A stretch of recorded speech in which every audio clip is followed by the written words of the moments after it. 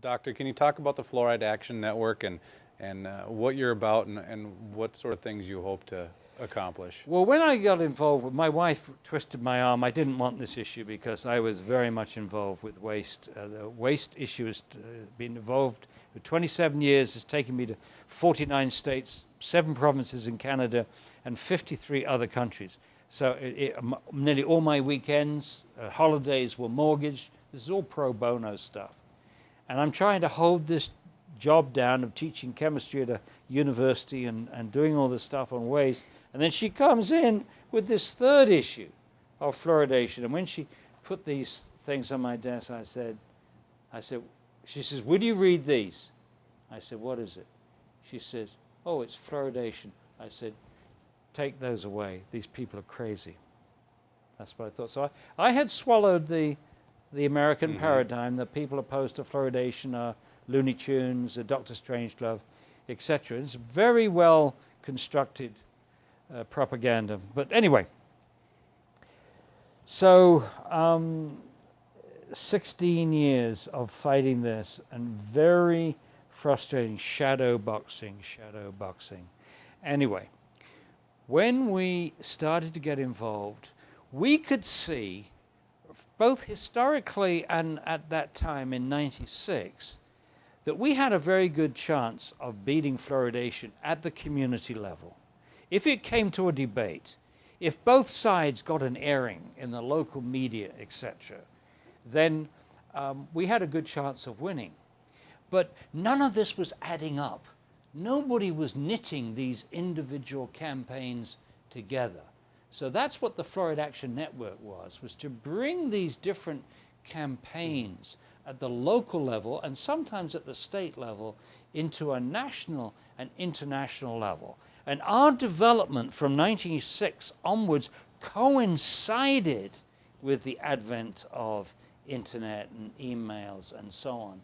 So what started as hard newsletter typed out, etc., became this instant communication. So it was possible to network all the scientists in, say, Australia, New Zealand, Israel, Ireland, England, Canada, throughout the United States. We could bring everybody onto the same page. We could strengthen the arguments, make the documents available, and that's another thing. All the documents that they could keep hidden in libraries and were very difficult to access, now we can make all those documents accessible and visible. And the latest phase on this is translating the Chinese studies that not even our English researchers knew were available. That's what Choi did. This is what the Harvard team did. They had quite a number of the IQ studies in China translated. So they had a much larger body of work to put into their meta-analysis than any Western researcher knew was out there. And we're doing the same thing now with more bone studies on osteoarthritis and possibly diabetes and so on. So there's a lot more. There are many bombshells which are going to come out in the next few months. So that's really, I think the Fluoride Action Network has gone as far as it has because of the internet. Because otherwise it would be impossible to network all these people from Australia and New Zealand.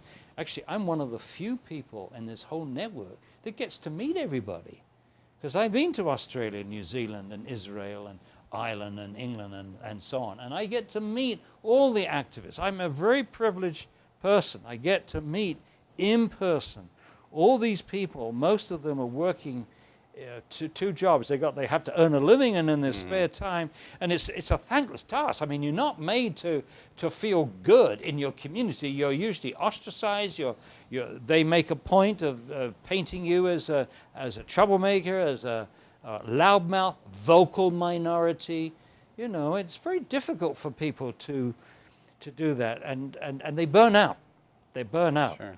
But the network is important to fight burnout, because if you know that there are all these other people out there that are doing the same thing as you, they're all minorities in their individual communities. But I think overall, you'll find in this movement a larger number of people who are incredibly well educated on this issue, far more educated on this issue than most of the people working for health agencies.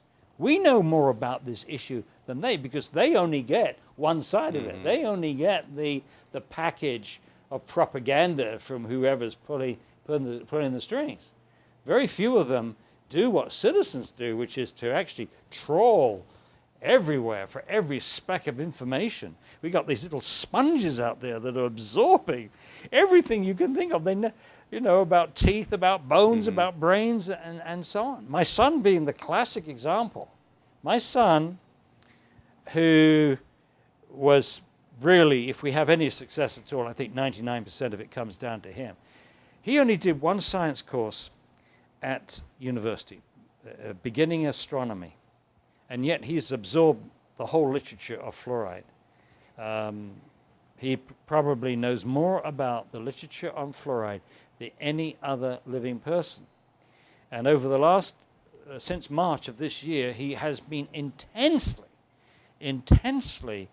revamping the website, getting the new literature, getting the Chinese studies translated and so on top of being a clerk for a law judge. He's just graduated law school a year ago, and for the last year he's been clerking for a federal law judge. So he's been working about 80 hours a week, both ends of the candle, as it were.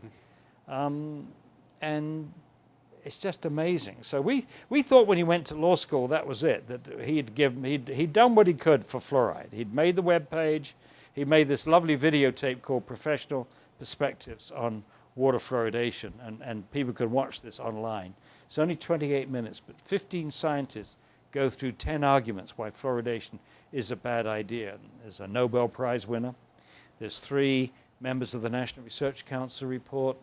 There's 2 members, former employees of the EPA, dentists and doctors and scientists, myself.